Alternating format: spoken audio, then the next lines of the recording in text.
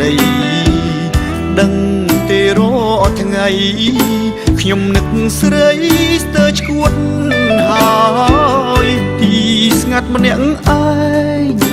ចំបែងរែងព្រួយខ្វល់ខ្វាយនឹកស្នេហ៍ដែលឃ្លាតទៅឆ្ងាយតើណាយចិត្តឬនៅចាំអូនឃ្លាតឆ្ងាយស្រែឆ្ងាយស្នេហ៍ព្រោះតែភាពក្រុងស្រឆើតល្អបបស្រី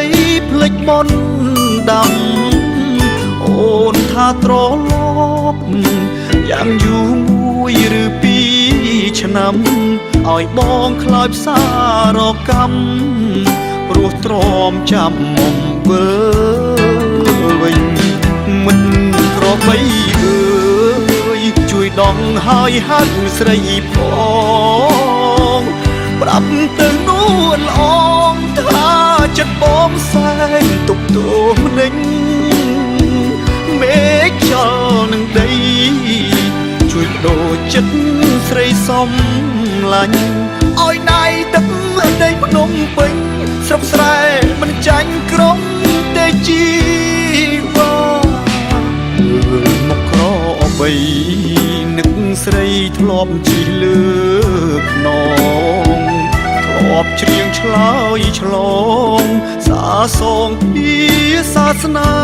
ហាទុំច្រើនរដូវតើពៅសុខទុកយ៉ាងណាស្ងាត់សូនឬក៏និថាចោលស្នេហាស្មោះស្រុក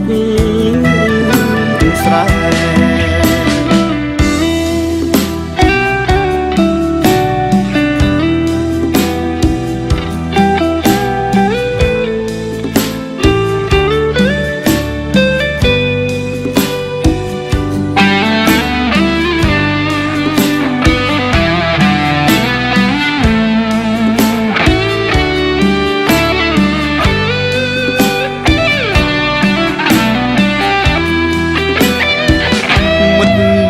បីអើយជួយដងហើយហាត់ស្រីផងប្រាប់ទៅនួនល្អងថាចិត្តបងសែងទុកទោមនិញមេឃខ្យល់នឹងដីជួយដូរចិត្តស្រីសំឡាញ់ឲ្យណៃទឹកដីភ្នំពេញស្រុកស្រែមិនចាញ់ក្រុងទេជីវ៉ាបីនឹកស្រីធ្លាប់ជិះលើខ្នងធ្លាប់ច្រៀងឆ្លើយឆ្លងសាសងពីសាសនាហាទុំច្រើនរដូវតើពៅសុខទុកយ៉ាងណាស្ងាត់សូនឬក៏និថាចោ